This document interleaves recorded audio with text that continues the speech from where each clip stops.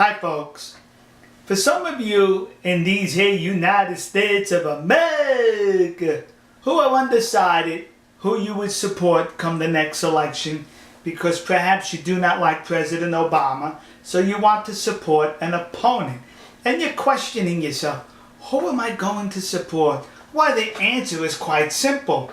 You are given that answer by the entertainment industry in this country and the biased news media. You see, whoever they attack viciously, that's who you vote for, because that's the one who they fear, and that's the one who they know can beat President Obama. And the person I'm specifically talking about is the one-time governor of the state of Alaska, one-time vice presidential candidate, Republican Sarah Palin.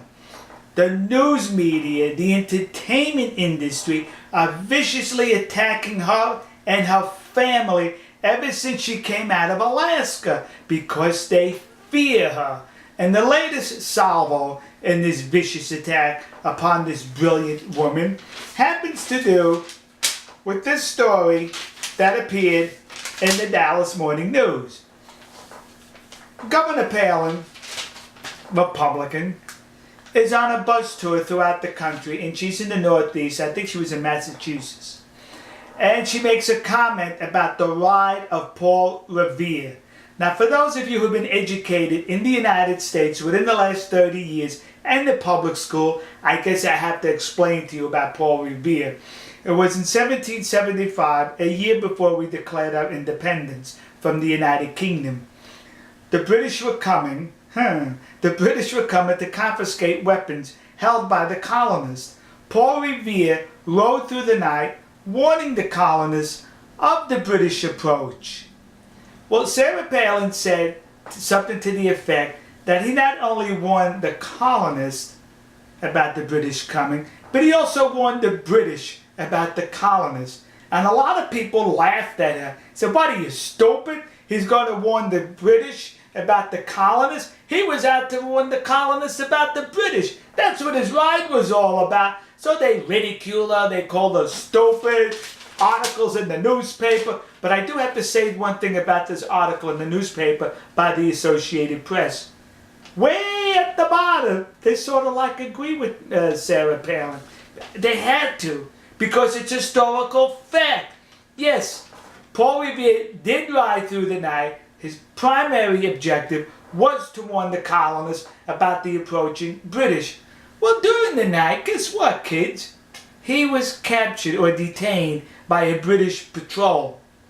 While he was being questioned by the British patrol, he warned the British patrol that the British columns were approaching from this direction and that the American colonists were waiting in this direction to defend the town or the arms against the British. So you know what the British did? They got on his horse, rode towards the British column to warn them that the American colonists were waiting for them. So you see, Paul Revere did warn the British, although not his primary objective. So Sarah Palin, once again, was correct, but the historical fact means nothing to the biased news media, means nothing to the scornful entertainment industry in this country. So like I said, you want to know who to vote for? You vote for the person that they fear most, Governor Sarah Palin, Republican. Alright folks, I just want to say this also.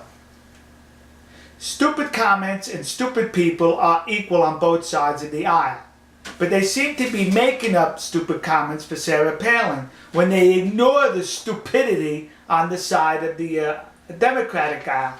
Case in point, Vice President Al Gore, that snake oil salesman, Nobel Peace Prize laureate, he's in Monticello, the home of Thomas Jefferson. And in one of the rooms there are busts on the wall of famous Americans. So Al Gore points to one of the busts and he asked the attendant the question, who is that? You know who that was? George Washington, the smartest man in the world.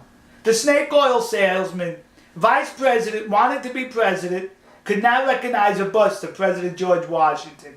But the news media was silent about that. John Edwards, his extramarital affair. The news media knew about it when it was taking place, but they kept silent about it because he was one of them their Democrats. They had to report it after the tabloid sheet, the National Enquirer, reported it. It went viral, so the news media had no choice.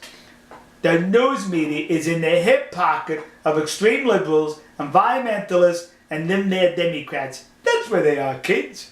All right, we'll see you. God bless you. God bless America. And God bless the nation you happen to be in. See ya.